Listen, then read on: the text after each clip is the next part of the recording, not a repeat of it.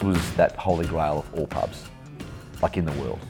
This was that epic, iconic heart of St Kilda, this joint.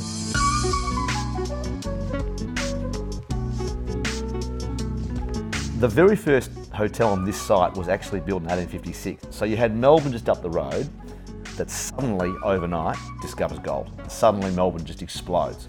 And so this hotel was built to cater to that need. It was the biggest, grandest, most beautiful luxury resort hotel in the country. And people would come to this hotel from all around the world. Like Mark Twain came here when he came to Australia because this is where you'd come.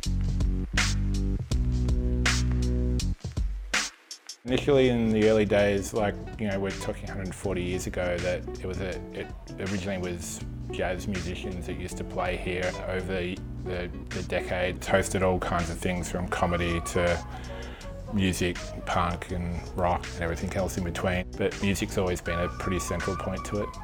The Gershwin Room's a pretty iconic room in Melbourne, but it's amazing that they just kept the room the way it was. I think that's been the big positive when bands have walked into the room and they played it 10 years ago or 15 years ago.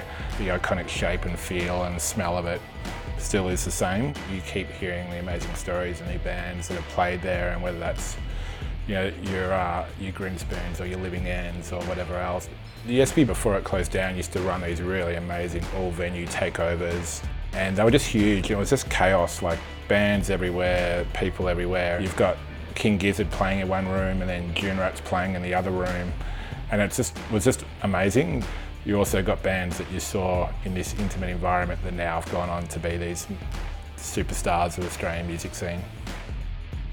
This was that epic, iconic heart of St Kilda, this joint. So to see this building boarded up for going on 3 years, it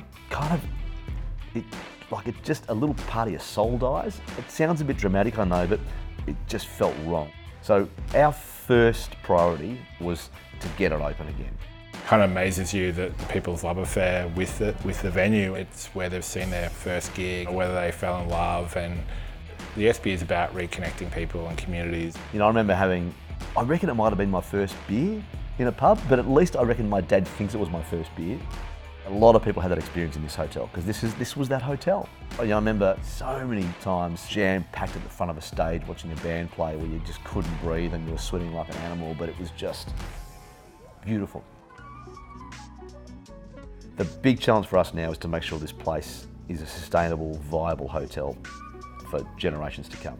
You know, most people who knew and loved this pub over the last 20, 30, 40 years, like we did, most people walk in here and say, you know what?